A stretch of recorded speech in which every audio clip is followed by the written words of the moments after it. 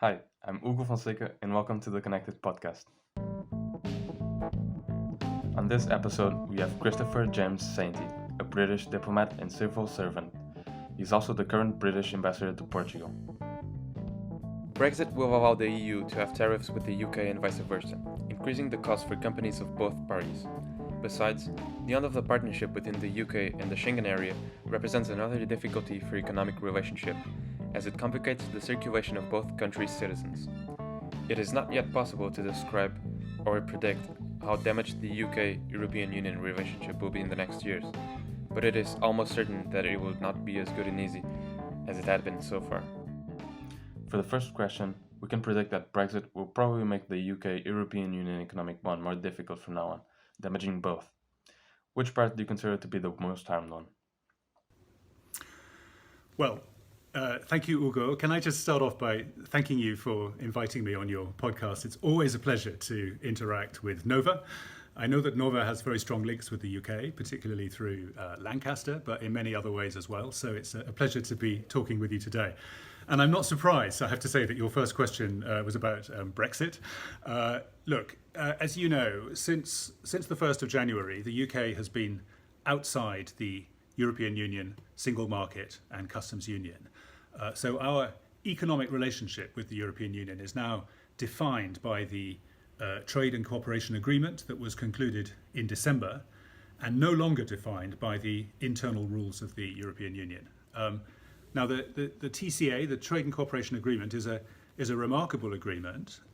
It is, for example, the first trade agreement that the EU has ever concluded with a third country that imposes zero tariffs, zero quotas for goods travelling in both directions, subject to rules of origin. But there are also many other features of the TCA which are basically very good news for businesses both in the European Union and in the UK who want to trade into each other's markets. But having said all of that, you're quite right, it's a very big change. And of course, no country can leave the European Union and at the same time trade as if it was still inside the single market and customs union. So obviously, exporters, importers on both sides are having to adapt to new rules, new requirements, new checks, and inevitably some of this involves new burdens, new barriers, and new costs. So I think it's not a surprise that this, has led to a certain degree of disruption and economic pain, while exporters, hauliers, and other people involved in these very complex cross-border supply chains, while they get used to these new arrangements. And don't forget, it's less than 2 months since these new arrangements came into effect. So we haven't had very long yet. So what we've seen, I think, what we've not seen, thankfully, are some of the scenarios that the worst case scenarios that people feared.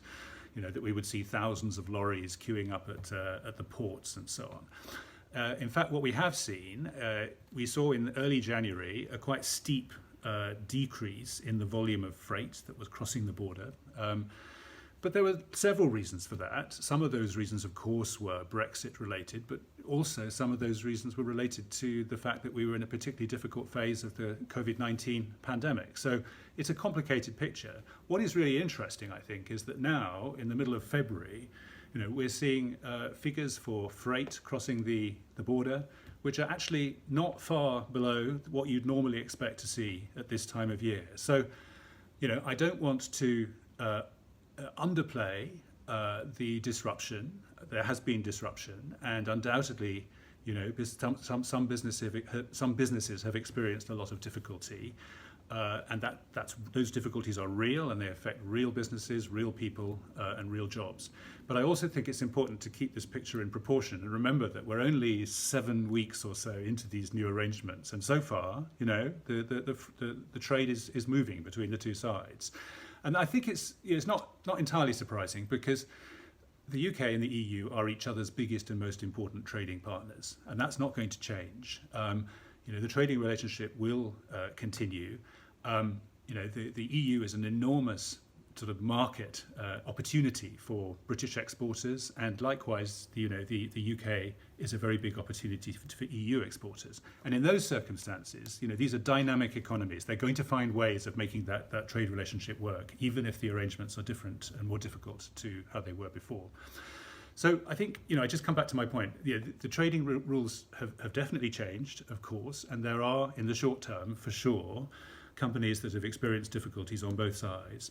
But I think in the medium to long term, the prospects are good, and I certainly feel, moderately optimistic that the overall trading relationship between the UK and the EU will flourish and continue to grow in the future. Ever since the joining of the European Union, the United Kingdom has played an important role in the design and development of the European Union's foreign, security and defence policy. The British popular sentiment that Brexit could also change the role of the UK inside the NATO alliance. This is relevant, since the UK contributes to NATO with 2.1% of GDP. Britain also faces an uncertain position within the European security architecture. It therefore needs to redefine its relations with the European Union, plus its own position among other member states. In the military field, do you believe that this anti-European feeling of the British citizen is also present in the NATO alliance? Are we going to see some significant changes in how the UK leads its geopolitical moves and faces international military alliances, or are they going to remain the same? So that's another very good and very interesting question, and I'm happy to talk a bit about NATO and the NATO alliance. But before I do, I just want to challenge a phrase you used in your question, because you talked about what you described as the anti-European feeling of the British citizens, I think. And hearing those words makes me feel sad, because I don't recognise what you're saying. Even some of the most ardent campaigners for Brexit, I think, were very clear that they wanted to take the UK out of the European Union, but they were never suggesting in any way that we were leaving Europe. We can't be anti-European because we are European ourselves. We are profoundly European because of our history and our geography and our culture and our values and so on. And for me, one of the great ironies of the last 4 or 5 years of what sometimes seems like never-ending Brexit negotiations, I think we've discovered something very interesting about ourselves as a country, which is, in fact, I think there is more pro-European sentiment in the British population than in almost any other European country. And we saw that time and time again as these long arguments and debates sort of played out in public in the UK. But we are also a country, of course, that has a very strong sense of identity, of nationhood, and that, I think, is what really lies behind our decision to leave the European Union. I think the people who voted to leave, and remember it was only 52% of the people who voted, their ambition, I think, was for the UK to take back control of its laws, its regulations, its borders and so on. They wanted the UK to be an independent country in control of its own destiny. And I think a lot of people in the UK have felt for many years that too much of that control was being exercised by Brussels, by the EU institutions. So Brexit, I think, was really all about the European Union. It was nothing to do with NATO, to come on to your question about NATO and military alliance. So NATO, as you know, is an intergovernmental military and security alliance which has been incredibly successful in protecting its member states, the allies, for over 70 years. And for that whole period, the UK has been unconditionally committed to the goals of peace and security that underpin the alliance. And I can say with absolute certainty that is not going to change. For the UK and for, I think, all NATO allies, it's really good news, really encouraging to see a new administration in Washington, which is expressing its own unambiguous commitment to NATO. So I think the answer to your question is no. You won't see, there are not going to be significant changes in how the UK positions itself on these issues of international security. I think what you will see is a continuation of UK initiatives to reform NATO and the NATO alliance, so that it is better better equipped to confront the challenges of the 21st century. And that's not intended to be a criticism of NATO. It's a recognition of the reality that any alliance, any security alliance, has to move with the times, has to recognize that the kind of threats we face today are really very, very different to the kind of threats we faced 10, 30, 50 years ago. Warfare is far more complex than it was. We're very committed in the UK to working with all of our allies to develop good responses in areas like cyber threats, hybrid threats, disinformation, and so on. And I think with our support, NATO is embracing that agenda. It is modernising, and I'm sure it will continue to do so. And the UK will remain very committed to those objectives. British businesses that export to the continent are being encouraged by government trade advisors to set up separate companies inside the EU in order to get around extra charges, paperwork, and taxes resulting from the Brexit. Many of these might suffer damage beyond dodge, beyond repairing. These are sectors within the British economy that were very dependent on the European Union. Will the British government support these sectors, both economical and logistically, for them to better adapt themselves to this new reality? Well, I think this links back to the first question you asked me, really, about economic, economic harm, I suppose. And yes, as I acknowledged, there are definitely areas of the economy and a number of businesses who have experienced and are experiencing difficulties as a result of the change in the terms of our relationship, our trading relationship with the European Union. And we see that in a number of sectors. And I think, yes, the British government has already made various announcements and taken certain steps to support companies that are experiencing difficulties. And I think that's an entirely sensible and logical approach in these early stages. But as I also said, and I repeat, I think in the sort of medium to long term, economies adapt to new trading circumstances, and that is what I think we can expect to see. And there will be winners and losers for sure. Some sectors will come out of this stronger, others may come out weaker. And as I say, I don't want to underplay the difficulties that some companies and businesses are experiencing, because they have a very real impact on people and jobs and livelihoods. But I think there are good reasons to be, moderately optimistic in the medium to long term that the British economy and the EU economy will not be unduly negatively impacted by Britain's departure from the EU. The Scottish dilemma has added a new layer of adversities for Brexit. In 2014, a referendum for Scottish independence was held, but only 45% voted to leave. One of the strongest arguments for staying in the UK was membership of the European Union, since if Scotland left the UK, they would also have to leave the EU. In 2016, 62% of the Scots voted to stay, in comparison with the 47% of the rest of the country.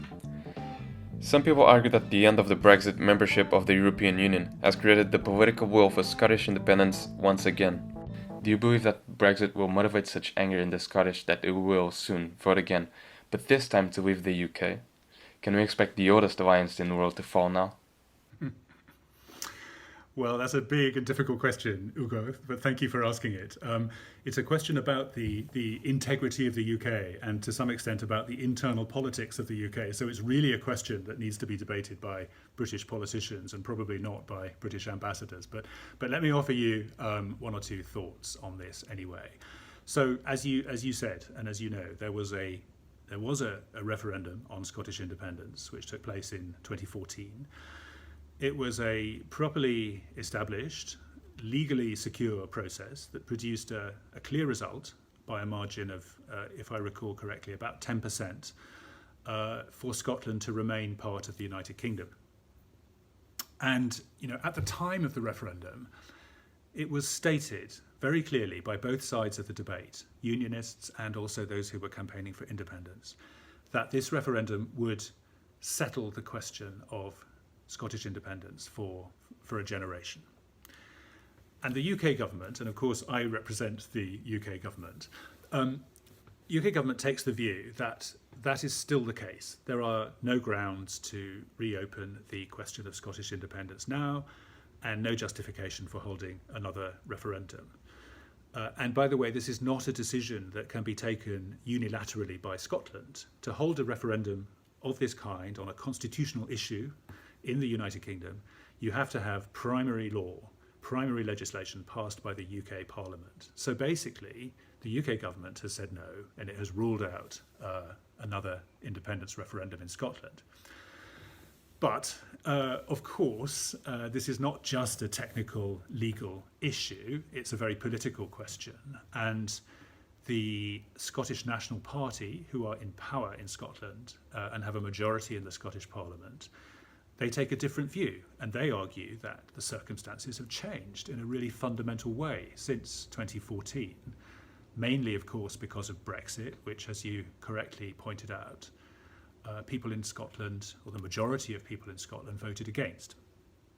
So they argue that people in Scotland have been taken out of the European Union against their wishes, and therefore that's a justification for reopening the question of Scottish independence.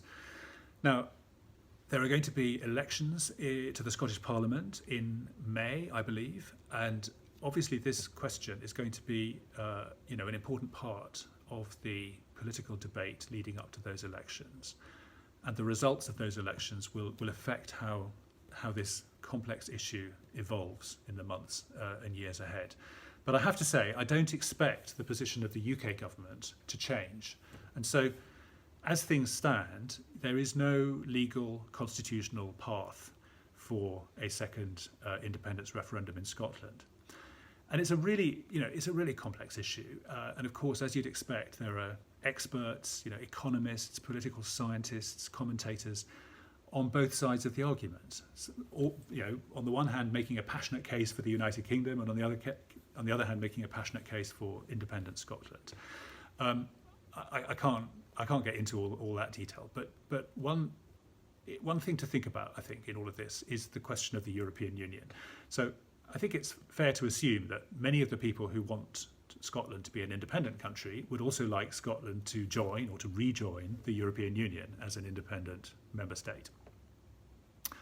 But just think about that for a moment. It's, Scotland's economy is completely integrated with that of the economy of the United Kingdom.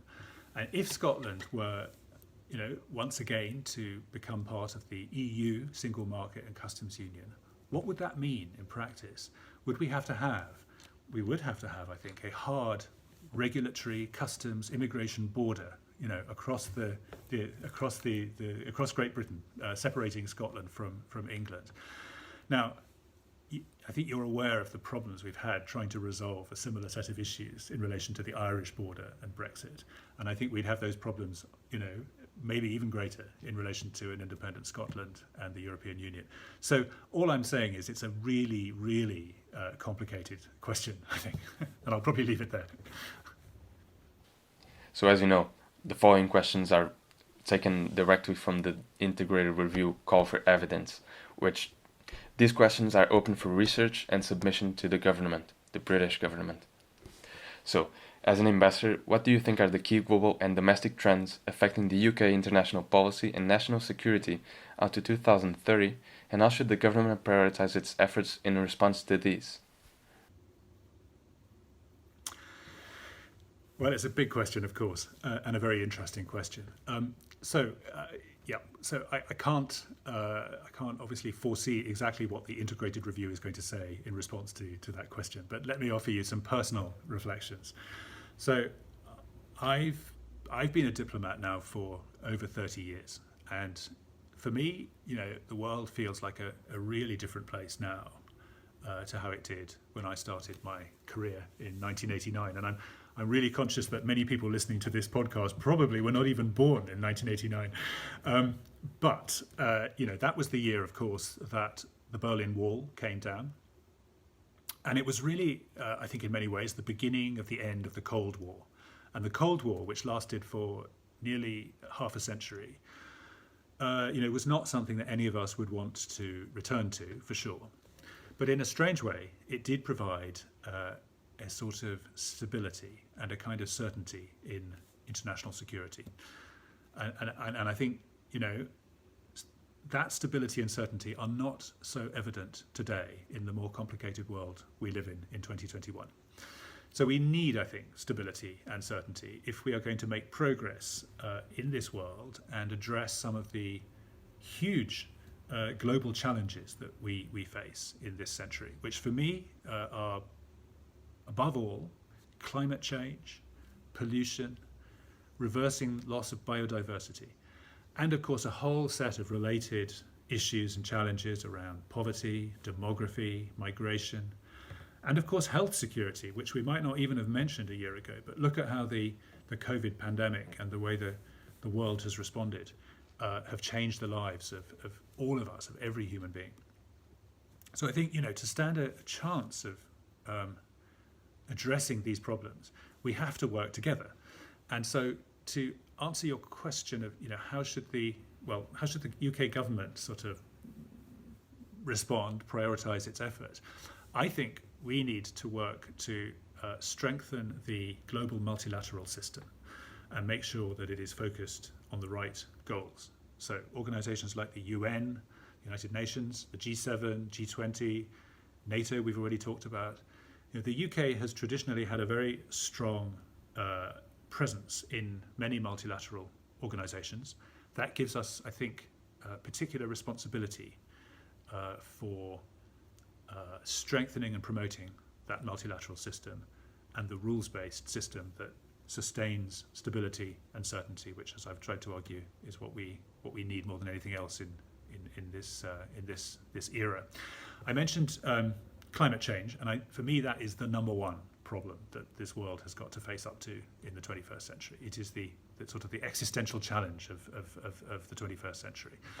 And I'm sure that the integrated review is going to say lots of things about climate change. But as you probably know, this year, the UK, in partnership with Italy, is going to be chairing the United Nations Conference of Parties on Climate Change, the so-called COP26 conference, which is going to take place in Glasgow in November. And that's going to be a very big moment for the world, a moment when all countries are going to be called upon to step up and commit to the action that is needed to save our planet. And those of us like myself who represent the UK are really very proud that our country is going to be in that leadership role, and we are determined that the UK should lead by example. So for me, despite the COVID pandemic and all the other enormous problems we're facing at the moment, I don't believe that there is any bigger priority for the UK in the coming years than climate action. I think that's where you should watch the UK. So to wrap it up, we have a particularly vague and open question, but that's why we like it, because it leaves your opinion exposed to the public. So, what do you think are the most effective ways for the UK to build alliances and soft power? Alliances and soft power. So I've already talked a bit about the UK's rather special position, rather unique position in the global multilateral system. We're a permanent member of the UN Security Council, which we're currently chairing. We're a founding member of NATO. We're a member of the G7, which we are also chairing. We belong to the G20, the OECD, there's the Commonwealth, and a whole range of other international and regional economic and security groups. And by the way, we're even an observer at the CPLP. I think for a country the size of the UK, that is a unique and rather special set of relationships, which gives us a lot of influence and a lot of responsibility. And we really intend to invest in those relationships, and we are always looking for ways of using our influence to promote our global vision, the subject of the integrated review. It's sort of what our Foreign Secretary Dominic Raab likes to describe as the UK being a force for good in the world. And just today, as you probably know, the G7 leaders are going to be meeting it's going to be a virtual meeting like this one. But the UK is about to make a very significant announcement about how, for example, we are going to show some leadership on the international stage by committing to donating our surplus vaccine stocks and supplies to the developing world. And I think that's a good example of the kind of thing I'm talking about, how the UK, I think, uses its position of influence and responsibility on the world stage to show leadership and try to be a force for good. But you also asked about soft power. Yes, soft power. I think soft power is an amazing and wonderful thing. I really love the idea that you can spread your influence and your values around the world without guns, without tanks, without threats and without sanctions, all the traditional tools of foreign policy and diplomacy. But instead, simply by sharing your achievements and your creativity and your music and your theatre and your literature and your sport and your food and your sense of humour and all these wonderful things. And it turns out that the UK is really pretty good at soft power. We always seem to be somewhere at the very top of the global soft power rankings. And in my view, I'm not sure whether the integrated review would agree with this, but I think that governments and diplomats and ambassadors actually, have a pretty small part in this. We can help. We can sort of run campaigns around the world to promote some of the best things about our country. But actually, in the end, soft power is all about people, about their creativity, about their ideas. And I think if you have the talent and if you have ideas, especially in this age when the world is so super connected through the internet, through the social media platforms and so on, then I actually think that soft power is an amazing thing that just happens without the intervention of governments and international organizations. But I also think we spend a lot of time worrying about the risks and the threats coming from the internet, social media platforms, disinformation and all that stuff. And we're absolutely right to worry about those things. They are a problem, a big problem. But I also think that we must remember what incredible tools we now have in the 21st century for sharing the good stuff, the ideas, the creativity, and actually sharing our humanity. I guess that's all the time we have. Thank you so much for coming. Thank you very much, Hugo. It's been a pleasure to be part of this conversation. Thank you. Thank you guys for listening and watching maybe to the podcast. And I hope I'll see you again in the next episode. Stay connected.